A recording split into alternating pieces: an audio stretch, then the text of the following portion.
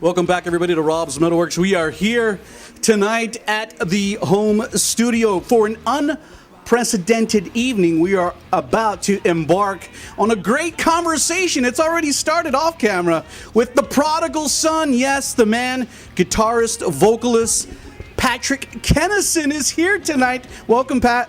Thank you, brother. Thanks for having me. It's so awesome to have you, man. You know, I've been a big fan for a long, long time, and to have you here at the headquarters is a special thing for me. So thank you for humbling us tonight. You know, I'm almost kind of don't even know where to start, but obviously, you know, as I was telling you off camera, I'm just a huge, huge fan of your band, Heaven Below, and we're going to talk about your new release here in a bit. But, you know, when I was thinking about this interview today, I was thinking about you and your roots here in San Antonio. And, you know, I started thinking, you know, Pat has had a long career already, you know, since 1996.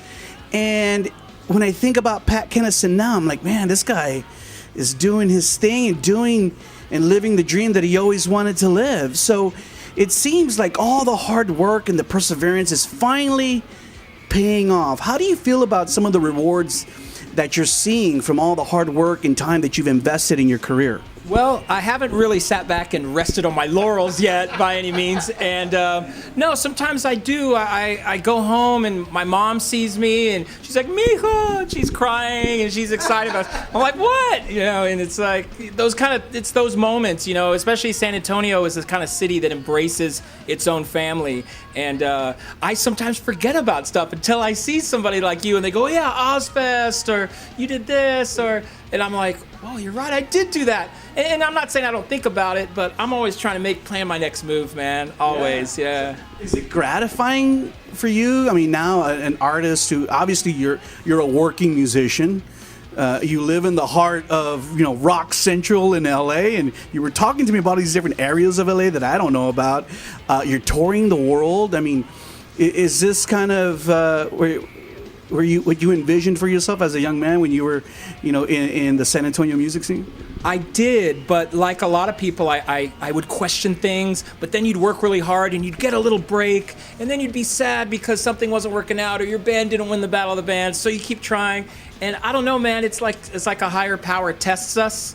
And I've never been one to get angry or to throw in the towel or make excuses. You know, I've always played with other people, like-minded people, and so it's just constant activity, man. I've always wanted to. Yeah, when I was a kid, I'd see Motley Crue and I'd be like, whoa, or Metallica, whoa. I couldn't even imagine playing on a stage like that. But, you know, you win some guitar competitions, you start writing songs, and maybe the local show plays them, and then you get a following, and you're like, whoa, I actually kind of built a little something trying, and you just got to persevere through all that stuff. And, you know, I think you've built something really respected and beautiful and obviously revered for a lot of the musicians who here in San Antonio who watch our program. Man, you're an inspiration. I mean, people aspire to accomplish what you've accomplished. Let's talk about your band, and really, you know, I wanted to talk about Heaven Below and your new release, Good Morning Apocalypse. I was telling you, I love that record. It is such a heavy record, and I hear so many things in it. We're going to get into the details of it here in a bit. There are some people out there maybe who may not know about Heaven Below, and, you know, I have to give props to Deb Harden for kind of also introducing me to the band. I'm a Cradle fan myself, but when I heard this new record, I was like, there's no denying, you know, how impactful and heavy and just quality that it is. So for those people maybe who are still learning about the band, tell us a little bit about the early beginnings of Heaven Below, and what were you trying to accomplish musically? Initially, before Heaven Below started, I had a band after Union Underground in LA called Three Face. We had a beautiful, wonderful female lead singer, and we were getting attention from labels, and it looked like something was really going to happen. And it didn't work. The labels would come out and see us play. They loved the girl singing, and then I would sing the other half of the set. So we kind of did this two-singer thing, and it would always get close and not happen, and everybody got discouraged. And finally, I kind of felt like, well, maybe I'm kind of holding myself back by trying to fit in with the girl singer, the Evanescence, the whatever you want to compare it to. Let me see if I just start singing everything after that ended. And I got immediate great response from it. People are like, whoa, you're this amazing singer. We had no idea. And so I was like, let me just go all in. And eventually that morphed into Heaven Below. Wow. And musically, what were you trying to do? I mean, because, you know, I listened to Good Morning Apocalypse, and I'm like, this is a great hard rock record, and then I'll hear some speed metal in there, and I'm like, holy shit. Then I'll hear some operatic vocals in there, and of course all the sound bites. So, I mean, it's a really diverse musicality. It's just like overwhelming at times, you know. So was that always kind of the goal? I'm going to be honest. I've wanted to do a concept record since during Union Underground. Wow. We never got to that. And, you know, being from San Antonio, I grew up on Queensryche. I remember Joe Anthony playing the coolest music ever. And I always thought, wow, concept album sounds too deep, sounds like Dream Theater. But then I was like, you know what? Once you find a story, and I did have people help me write the story, I had a focal point, and suddenly it just grew. And I thought, once again, let's go all in. Let's not tippy-toe, put our foot in the water. Let's try to make something that feels like an Operation Mindcrime of our own. And as ambitious as that was, it kind of started working once we started getting the songs together. So, Good Morning Apocalypse came out last October. Hasn't even been a year. And I want to give props to Tom Hazart for sending me the release a few weeks before it came out. And I was, like I said, I was kind of overwhelmed by it and really wanted to get you in front of the camera a long, long time ago. Let's talk about what kind of separates this record from the 2012 release, Falling from Zero, because obviously, you know, there was kind of a 4-year time span there. And I'm going to ask you, you know, obviously 4 years is a little while, but obviously Good Morning Apocalypse was signed to EMP. And was that kind of the reason of the delay in that 4-year time span? No, honestly, when we had decided we were going to do a concept album, I said, we need an abundance of material. I wrote easily over 30 songs. And at first we were going to do 2 discs and do a lot, and then we realized, man, this thing is never ending. And then we had the great idea, like, let's get some of the famous people that we know and some of the legends that we grew up on. Let's see if they respond to wanting to record on it. Lo and behold, Udo Dirkschneider said that he would sing on our album. And that gave me so much confidence. I'm not going to lie. When I heard the tracks back, I started crying. I was like, whoa, it's so cool. It's Udo Dirkschneider singing what I wrote. I mean, that's a 14-year-old kid, metalhead's wet dream. And I got like goosebumps when I heard him sing it. And I was like, yeah, that happened. I guess I'm going to have to ask a few more people. I got goosebumps when I first heard that track because I remember I messaged Tom on Messenger. I said, is that fucking Udo Dirkschneider? It sounded so cool because that track, Black Sunrise, kind of starts off kind of mellow. And then when y'all start throwing down on that, then you hear Udo come out and like, holy crap. You also had Jason McMaster, Texas Hall of Famer, on the record. You had Cobra Page from Cobra and the Lotus. For some of you people who don't know about that band, check them out. Amazing band. And then, of course, your partner in crime, Lita Ford, was on the record. So how did kind of all of that, was that always something you wanted to do too? Absolutely. Like I said, once I got Udo in, the confidence is built up. When Udo Dirkschneider sings on a metal record, you start to feel invincible. So I, of course, went to Jason, because he's a buddy of mine, and we've known each other forever. And I said, I have this concept record, and Udo sang on it. And before I could finish saying it, he said, yeah, I'm going to do it. So I sent him the tracks. And he sent. You told him Udo's already on it. Yeah. And honestly, I don't know. People maybe if that's the impetus, fine. But McMaster sent his vocal tracks back, and I said, "This sounds so good that we're opening the album with the McMaster track." And then it went on to Cobra Page, because a good San Antonio alumni, Bones Elias, you guys know Bones, amazing drummer. He said, "I'm playing with Cobra and the Lotus. She's an amazing singer." I said, yeah, I noticed that. I need a female singer on this concept album. Goes with the story. And inside of 1 hour, I was on the phone with Cobra, and Bones had played her the track, and she also agreed to sing on it. And then through all that stuff, I got the Lita Ford gig at some point in there. And so one day, we're jamming out, and Lita's like, "What's that riff right there?" I said, "Oh, that's on my Heaven Below record." She goes, "Oh, that's cool." I said, "Yeah, I really could use one more female vocal on it." And she goes, "Really? Who are you thinking?" I said, "Maybe you." And yeah, I don't know. I just kind of put it out there. And sure enough, once she heard the tracks, she came and did it. And I will say, with us having so much material to choose from, I feel like we got the best of the best. Yeah, and I think that made it easier for people. It all sounds so seamless. It doesn't sound like forced. Yeah, I didn't want to have, a concept record can go drastically bad. We've heard of concept records where people are like, "Oh no, I don't get it." I said, this one has to be streamlined. It can have talking, Operation Mindcrime. If people get the story, great. If they don't, let's pull them in with the songs first.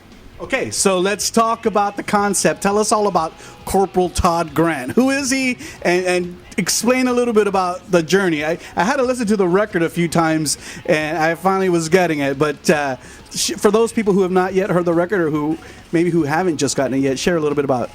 The difficult thing about the record is the songs are not in sequence. We tried to put it in sequence, but we didn't like the album opening with how the story started. So the album is actually not in sequence, and that throws people off. We had a song called Daylight Dies. It did get some national play from our other album, our first album, Countdown to Devil. And the story is a little conceptual from the song. It's about somebody that dies but wants to be reborn and with their earthly lover, basically, but one's on the other side. And everybody always asked me about those lyrics. And one day I thought, wow, well, who is that person? And where does this story go? And I was like, oh, I got this. And so I had this idea about a soldier, and we've seen concept albums with soldiers, no big deal. And I actually got my father and my brother involved, who are visionaries in their own right, and they helped me piece a story together. And then the story was finished with a buddy of mine that writes for a huge show called The Blacklist that's on NBC. And he actually helped me pen the last song and finish the story for me. So the story I had, there was 4 of us involved. Wow. And it sounds hard, but when you have a focus and a character, you sit down with your guitar and your lyrics, you go, what would this character say? Well, what if somebody tried to kill this character? What if this character did this? You actually end up with songs when you start putting a focal point on it like that. And so that's kind of how that got pieced together. So it is a post-apocalyptic kind of concept,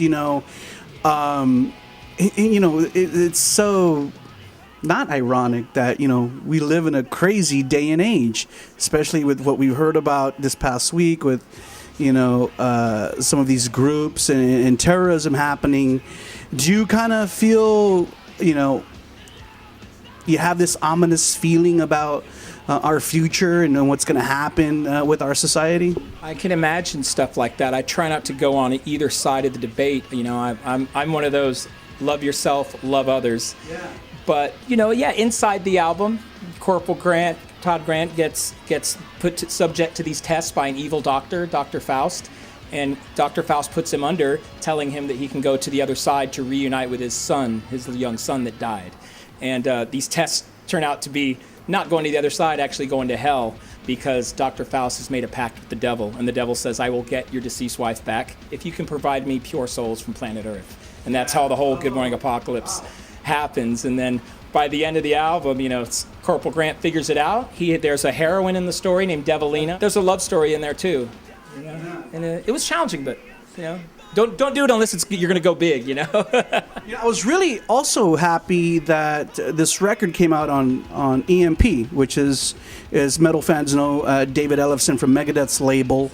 Obviously, you're getting a lot of distribution, a lot more pub being on that label. How did the record deal happen for Heaven Below with EMP? I had known Dave Ellefson back in Union Underground days. He worked for Peavey, and I remember he came out and brought us equipment and interviewed us for Peavey, and I got a great vibe off the guy immediately. I go, this guy doesn't seem like some big rock star. He seems like somebody we can just sit and talk to. So when I heard he had a label and people like Tom were involved, it was kind of a no-brainer. It kind of just all happened. Once again, I had the album. It was almost done, and I sent them a rough. Really? I sent Dave and Tom a rough at about noon. At 10 p.m. that same night, they said, would you be interested in us releasing this album? So, all those times that you're getting no's and people aren't helping you, man, take all that energy, the negative and the positive, take all of it in your heart and put it into that music. And I promise it'll come back to you. Yeah, you alluded to a really important thing. You said, I knew David Ellefson back in the day. How important are, in the music business of which you've been a part of for 20 years, is building relationships? I have a lot of young musicians who watch this program, and I always tell them, I said, relationships is at the heart of it all, with your colleagues who are artists as well, with the press, with people that you work with at the label. How important is that? Me personally, it's paramount. I don't care if you've recorded an album as good as Appetite for Destruction, you're going to need a team of people to help you deliver that album. And a great way to get somebody to become loyal and invest their time into you is share something together with them. And if you put a wall up or a guard, you're actually putting yourself in a bubble. Because nobody always knows what's going to be huge. There was an unknown band that used to open for Union Underground, and they would even get booed, and they were called Linkin Park.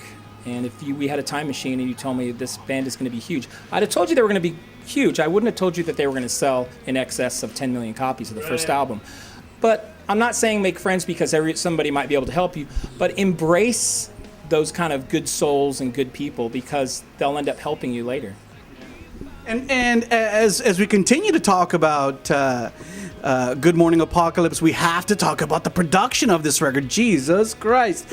Like I was telling you, I would listen to this record and just the sonic landscape of it just so damn thick. The sound bites, and I was listening to people's names and the operatic vocals and all that stuff. It just added so much layering to it, and I loved it. And I was thinking, geez, where did they do this record? It just sounds so great on my stereo. Thank you. That's one great thing about living out in LA is there's amazing resources everywhere for great drum rooms, great places to record guitars. I produced the album and I had a wonderful set of engineers. I didn't want to engineer the album. I don't want to do everything. I don't want to be what do they call it? A jack of all trades, master of nothing. But I had some great engineers on it, and these guys I could really push. I could bring in the Black Album and go, you hear this snare right here on Anywhere I Roam, or whatever song? And they'd be like, yeah, can you make the snare like that? And they would, or whatever it was. And I had a great drum room. The guitars were recorded at a great studio with my buddy Mike Spreitzer from Devil Driver, recorded the guitars. He engineered it, and it was one of those processes. We had great drums, then it seemed like we had great guitars, and then of course by the time the vocals came, I'm like, okay, I can't suck on these tracks. This sounds like I want it, so I really need to nail it. And let me say something as you start talking about the vocals. I think your vocals on this record are outstanding. I think this is the best that you've ever sang before. Have you done anything to kind of enhance your vocals? Because it seems you're at a new level now. Just doing gigs, and I used to say that vocals were 80% confidence, 20% talent. I take it back. It's about 95% confidence, maybe 5% talent. And I just tough it out and just, once again, all those positive feelings, all those negative feelings from people, hold it in there. When it comes time to scream that song, just put it all out there. And just lay it out there. You have to be reckless abandonment, That's at least that's what goes on in my head when I do it, Seems like a formula that's working. Everyone out there, if you do not yet have the brand new one from Heaven Below, it is called Good Morning Apocalypse. Go ahead and check out the cover. Be sure to look for it on iTunes. Download it tonight after you see this interview. It kicks ass and will rock your ass off. Again, Good Morning Apocalypse. Now, the first single was called Renegade Protest Movement. I love that track. You did a video for that track. It kind of came out a little bit before the record was released. Talk a little bit about the video, because also the kind of video, it said like Chapter 3, Rebellion, and then at the end of the video it had kind of Chapter 4, Devilina. So I was like, oh my God, the concept is going along with the videos. Absolutely, we're all Star Wars fans in the band, so we like this whole Chapter 4 or Episode 3. It seemed obvious for the first single. I told the guys, I said, let's make the simple song the first single. When Papa Roach's cut my life into, that song right when it starts, I go, we need a song where the vocal starts and you're like, oh, that song. And so we went with that one because it has that vocal part. And the video gives a little bit of insight to the story. And we knew ahead of time, some people might not get the stories, but they just want to rock, and we get that. So we just went for the straight ahead first single. I like the video because it's a performance video. You see a little bit of performance, but then you kind of also see a little bit of the concept of what's happening. Again, kind of relating to a lot of, some of the crazy things we're seeing in our world. Do you like doing videos? I mean, I've seen some videos in the history of Heaven Below. Is that something you like doing? I used to complain about it a little bit because videos, you're playing through the song 75 times without actually playing it, and it kind of feels like bedroom karaoke. But I've learned to accept it as a necessary evil. And the truth is, seeing a concept like Good Morning Apocalypse layout, I like when the actors show up and I get to see the actors acting and doing stuff. Even if you don't get to hear them in the video, you see them, and I do have a new appreciation. Is it my favorite thing to do? No. I'd rather be in the studio or on the stage. Well, hopefully we'll see Chapter 4 video come out soon. Coming out shortly, yeah. Devilina the Damage Done is already done. Really? Cobra knocks it out of the park, I must say. I was going to ask you because she's the guest vocalist on that track, and I was going to ask you if she was going to be in the video. She looks as amazing as she sounds, I promise. Patrick, let's kind of move on a little bit. Obviously, as I mentioned earlier, you're a working musician. It's great to have you back in San Antonio, sir. Thank you for taking time away from your family to come be here tonight. And I said the prodigal son, because people know now that you live in LA, and obviously that's great for your music career. But you're keeping busy. Obviously, people know that you play with Lita Ford. You did 2 nights in Fort Worth last night and traveled all the way down to San Antonio. What does the rest of this year and summer and fall hold for Patrick Kennison? More Lita Ford dates. We have some Heaven Below West Coast shows that we're putting in between there. And I'll be honest, it's a tough juggle because I'll see the Lita Ford dates and I'll be like, well, we could put some Heaven Below right in here and right in here. And I don't know, I'm at a time in my life where I feel like I need to do as much as I can, What's the saying? It's better to burn out than fade away. I'm feeling that more than ever, and I'm gonna keep going and doing everything I can. I got a lot of music in me still, and I juggle it. I love it. That's what I do. I saw some video last night on social media from the show in Keller, Texas. Sold out show, lots of people there to support. How gratifying is it for you to be part of the Lita Ford band? It's awesome. We have a great band. A lot of people ask me, so you obviously, you play with Lita and you must have just done it because it's Lita Ford. And of course she's great. I got to tell you, when I walked in to try out, Bobby Rock was on the drum kit from Vinnie Vincent Invasion from Nelson, and he is a monster drummer, and I knew that. And of course, Marty O'Brien was on bass from Tommy Lee and all this kind of thing. And I thought, ooh, we got heavy hitters here. I better be pretty good. And what really helped, in addition to loving Lita's music, she has a great band, and it's so gratifying. It's so fun to play those songs with the caliber of musician that Bobby and Marty and Lita are. And people know, I know you're a great guitar player, but again, how much do you think how good you are at backing vocals played and you getting the gig? That's so funny. That's one of the things Lita likes to tell people. And the guys said, whoa, you sang all the harmonies that are on the record that we haven't even done. And I've always been that harmony guy singer since Alice in Chains' Dirt came out. I love Jerry Cantrell's harmonies. And I've always been the guy that sits there with his guitar and figures out the 3rd part harmony, the 5th, the whatever it is. And I found a place to actually use some of that knowledge. You, like I just said, are a great guitar player, and there's lots of guitar players who watch our program, so I'll get hammered on if I don't ask you a question about guitars. Correct me if I'm wrong, you were initially endorsed by BC Rich Guitars, now you're on Schecter Guitars, is that right? That's right, and part of the reason I got the Lita gig is the president of BC Rich Guitars is a friend of mine, and I had all those great guitars. He called me and said, Lita Ford's looking for a guitar player. You would be perfect for that gig. And I was like, okay, let me try out. And so I showed up with my cool BC Riches, and Lita, I pull them out of the case, and Lita goes, whoa, cool. Because Lita plays BC Rich. Yeah, and so we connected on that immediately. And BC Rich has undergone a lot of changes, like a lot of companies have. And I got to tell you, Schecter is really good about supporting and promoting new bands. And a lot of the people at Schecter are huge Heaven Below fans. Nice. So my bass player, my other guitar player, were playing the Schecters, and they said, Patrick, you sure would make life easy if you came and played these Schecters. So I went ahead and did it, and they gave me a prototype signature model that we're working on. It's a flying V with blood splatter. I've seen it. Yeah, and we're I trying didn't to... know. I didn't mean to interrupt, but I didn't know if that was a signature. I've seen you play. You have a white one and a red one, right? Yeah, the white one is the prototype. It doesn't have a serial number, and we're in talks of trying to do a signature model. So is that gonna happen? It's looking like it. Yeah. Nice. Yeah. Holy smokes! Great news. Congrats. Let's move on. And we would be remiss not to talk about your early beginnings. We are a San Antonio-based show, and obviously, lots of people in San Antonio love you and respect you. Initially, from your work with the Union Underground, people are familiar with how that story played out. It's been told many times.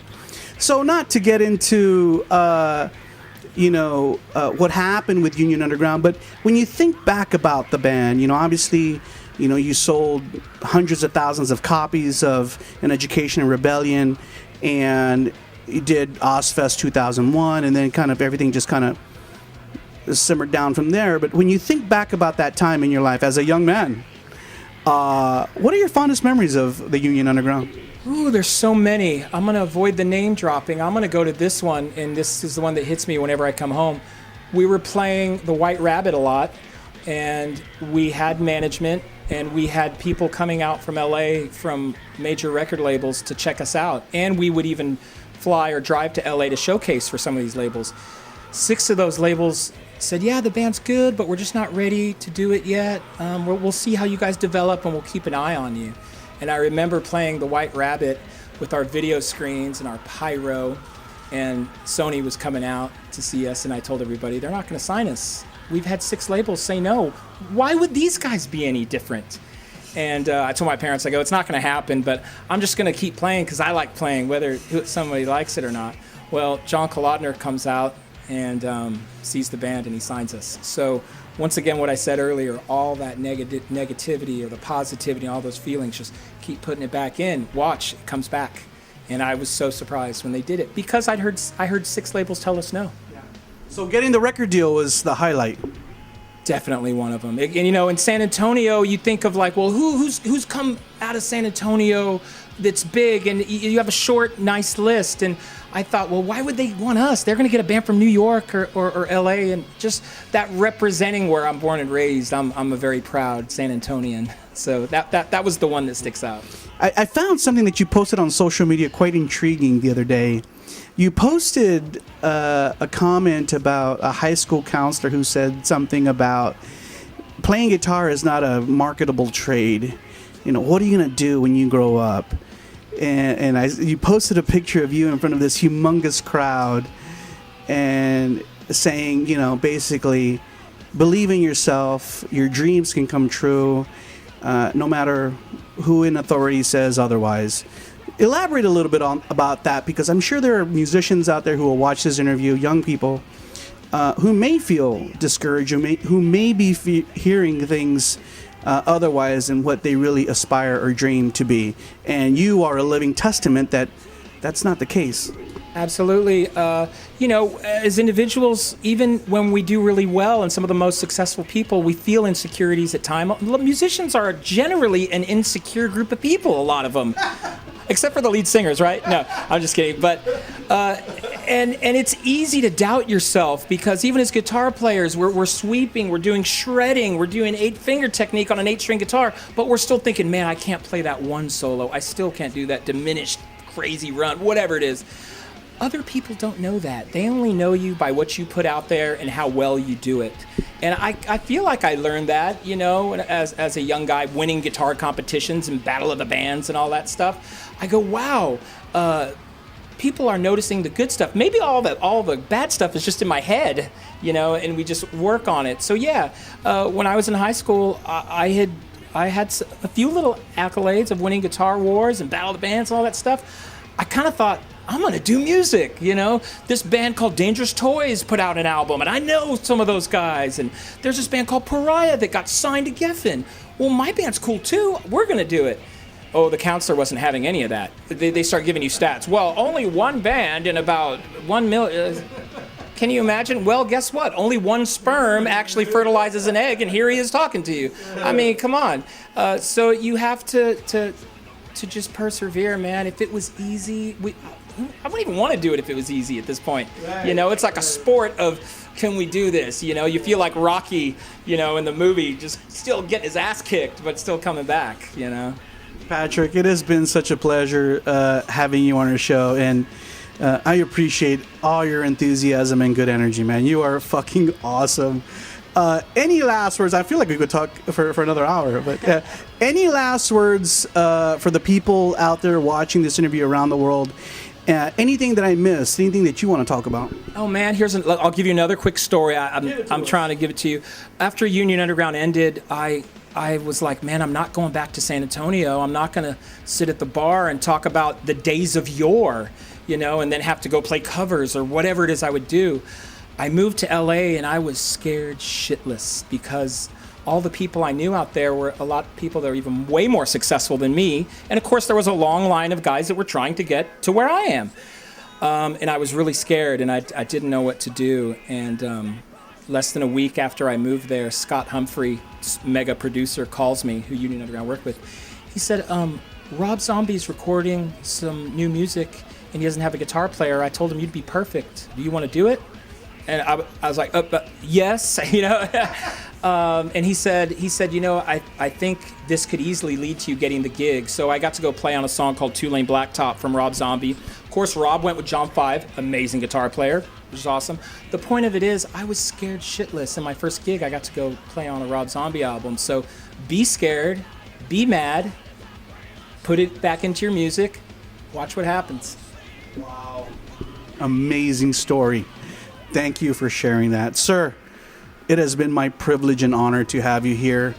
Awesome interview. It will go down in the history of San Antonio metal, and all the people around the world are going to relish this great conversation. Thank you, Patrick. I hope to have you back again when you visit San Antonio. You're always welcome here in the MetalWorks, my friend. Remember, everyone out there, the man released a record last year called Good Morning Apocalypse. The band is called Heaven Below. You saw Patrick Kennison only right here on Rob's MetalWorks.